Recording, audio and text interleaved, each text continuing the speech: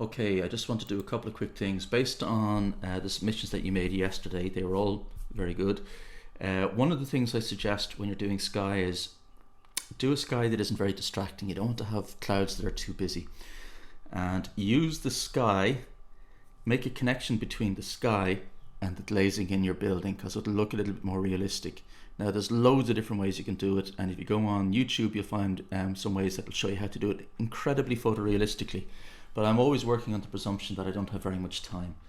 So here we go. I have my two layers set up, I have my drawing layer set up, and I have my paper layer set up. That's the way I work. Now I'm going to, I've got my sky. I'm going to choose a sky like this. It's got no fuss in it at all, and it'll do the job. So I'm going to copy the image. Now, if I were working really seriously, if I were trying to get something that's photorealistic or very convincing, I typically use a sky resolution, which matches my drawing resolution, because then I won't end up with pixelation or textures that look a little bit in the fuzzy side. But just for the purposes of this exercise, I'm going to do it the cheap and cheerful way.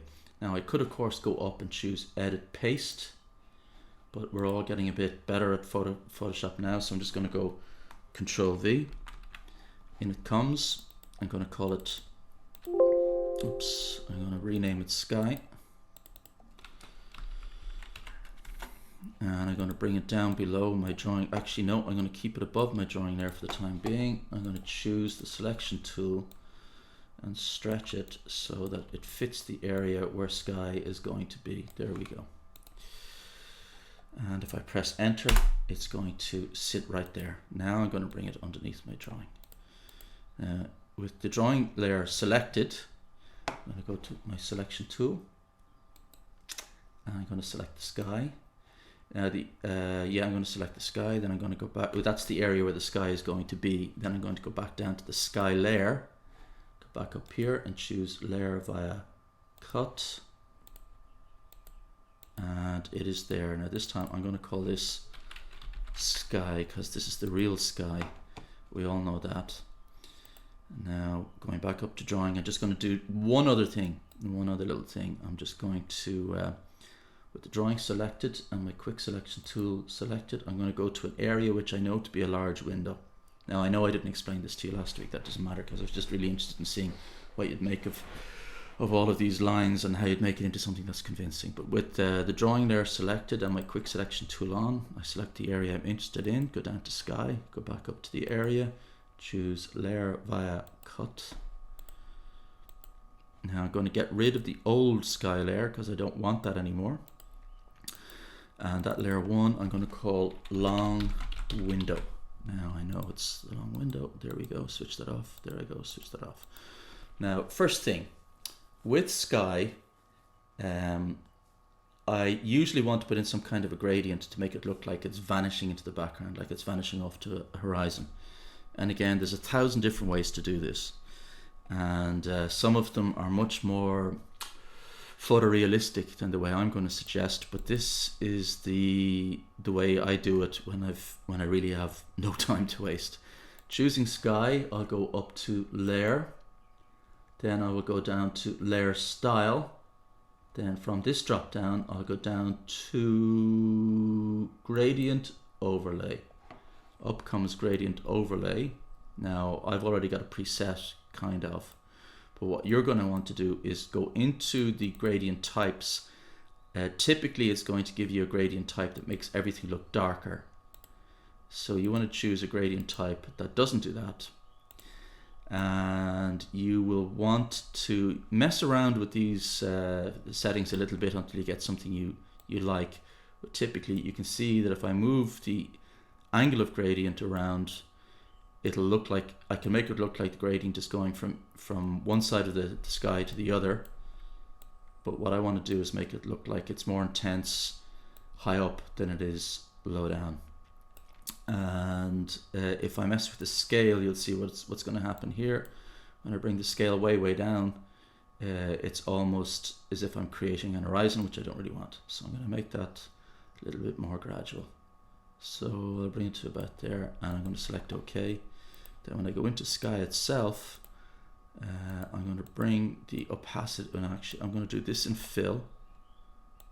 I only really like to change opacities in shadows. I prefer when I'm working with an actual texture to change the fill, and the sky in this case is a texture, let's say. So I'll be bringing the sky down. Okay, now that'll do me for the time being.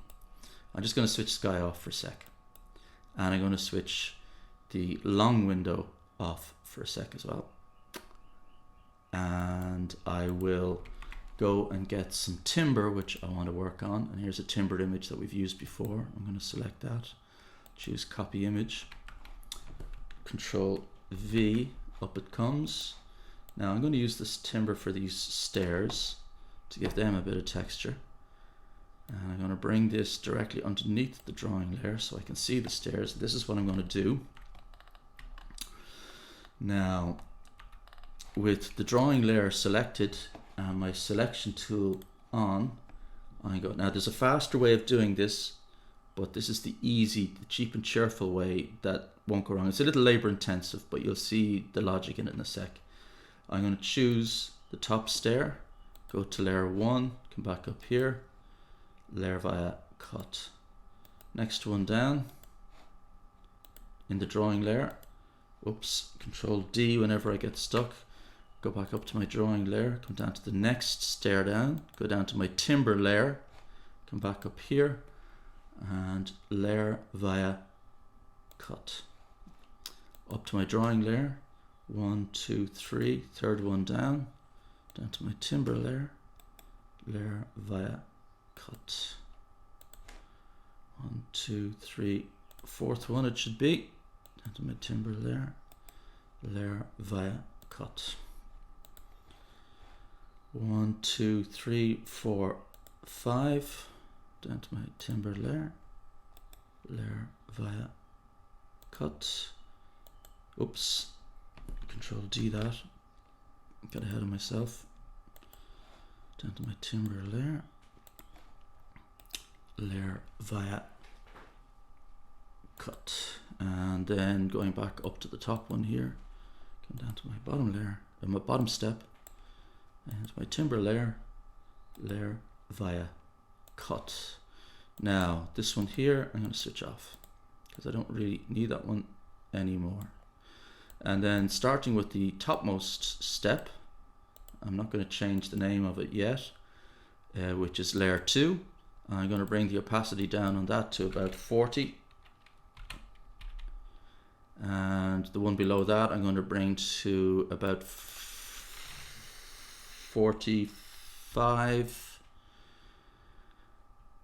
And then the one below that I'm going to bring to 50. Did I bring that to 50? No, I brought that to 60. Sorry, bring that to 50. Next one down, I'm going to make 55. Next one down, I'm going to make 60. Next one down will be 65. And the one below that, which should be the last one, I'm going to make that 70. Okay, so I have a very gradual increase in intensity in the steps as they're coming toward me. So the ones further back are less intense, and the ones closer to me are more intense. Now I might have made a greater difference in the percentage of the opacity or the percentage of the fill from the furthermost step to the closest one. It might have read a little better, but I always find with these things that the least you do, the better, and the most opaque something is, the better as well. Now, what I'm going to do is I'm going to take these various steps, just make sure that they're the right layers, and they are. And I'm going to click on all of them. I'm going to merge them, and I'm going to call them steps.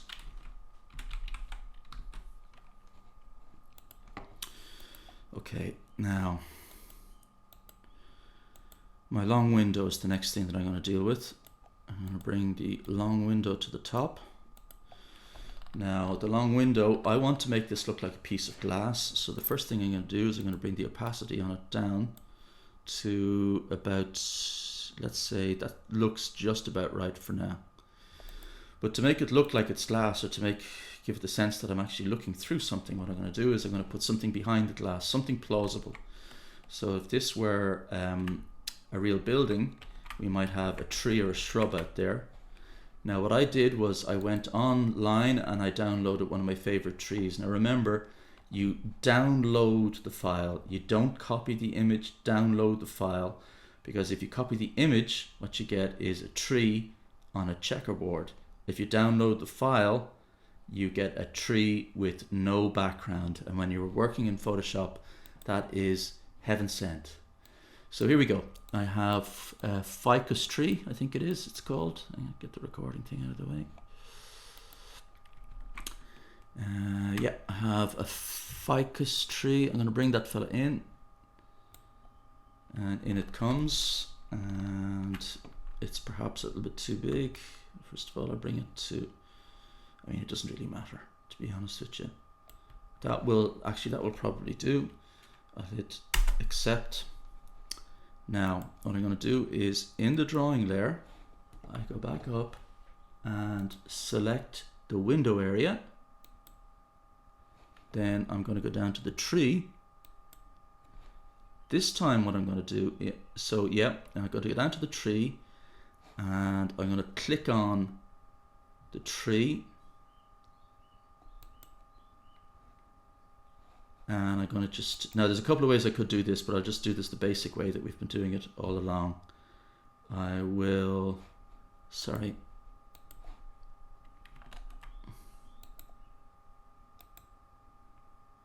choose, in this case, layer via copy, because it won't give me layer via cut. That will do me. So you see what I've done. Now, sorry Tom, I'll get to you in a sec. Now I'm going to get rid of that extra bit of tree that I don't really want, and I'm going to call this my tree, and I'm going to put the tree behind the window, so now the glass is in front of the window. And the next thing I'm going to do is I'm going to select the tree, and I am going to give it a sense that it's behind some glass, I'm going to go filter, then I'm going to go down to blur gallery. I'm going to choose field blur. This is really cheap and cheerful. This is by far the easiest way to do this. As I say, there's loads of different ways you can do it if you look on YouTube. 15 I find is too much of a blur, so I'll bring it just maybe down to 9 or 10. That'll do me fine. And I'm going to choose OK. So when it comes up, it's now kind of blurred and it looks like it's behind a piece of glass, and I'm going to bring that way down, and I'm going to bring the window a little bit further down. Now I have the blend options here. If I have a layer selected and I have a blend option which is selected from this drop down menu here of normal, that just means that the layer I've got, which is the blue layer, which is slightly opaque, is sitting directly on top of the tree layer. Now what I could do is I could change the way that layer sits on top of the one below. Now these things are far too complex to explain. The only thing I can suggest is that you mess around with them.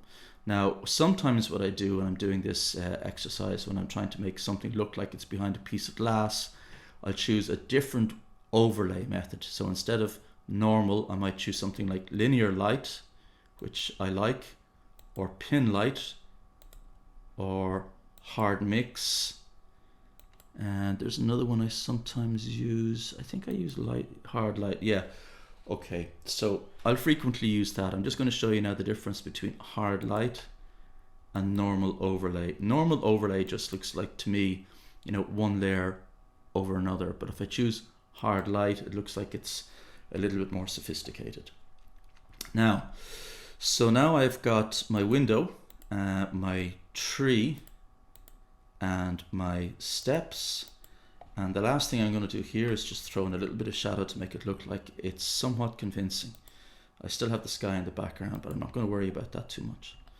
So now, going up to drawing, I'm going to eyeball this, and I'm also going to cheat.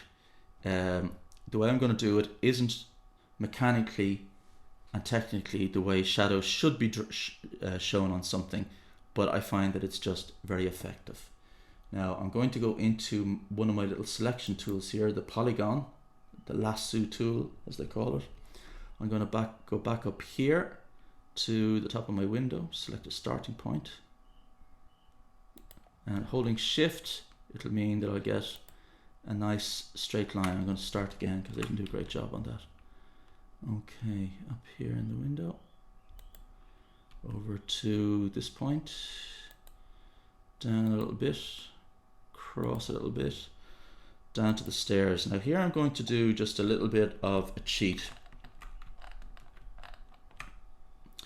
I'm going to edge in a little bit and down a bit and in a bit and down a bit. I'm not doing it awful careful because my eyesight isn't good. Your people, no, do you know what? I'll do that again. That was crap. Okay, we'll come over. I'll just zoom in maybe, and it'll help me more. I'll come over and across and down and across, because you need good eyesight for this work. Okay, down and across a little bit, down, across a little bit, down, across. You see what I'm doing, and you know that technically this isn't really the way the shadow is going to fall, but it's going to work fine for the exercise that we're doing. I'm going to come back up, finish off that selection. There we go. Now I have the section I want, but I have to cut it from the paper because this time I'm making a shadow. Select paper, go into the area, layer via copy, call it shadow, S-H-A-D-O-W, and oops, I'm going to bring it right up to the top so I can see it. I'll just bring it below the drawing. Now come over here, make sure my color swatch is what I want. It's got white selected. I'm going to choose black. Go up to my paint bucket, paint it black, and I'm going to bring the opacity way down. There we go. I've got something that looks kind of convincing, and I'm going to put sky back in. Sky looks a little bit too much, I think. Less is always more in Photoshop. Now I could save that as a JPEG, and I will, and I would also save it as a Photoshop file with all of the layers the way I want them to be, so I can come back. If I don't like the JPEG, I can always go back into the Photoshop file and mess around with the layers. But that'll do us for now. Okay, thanks.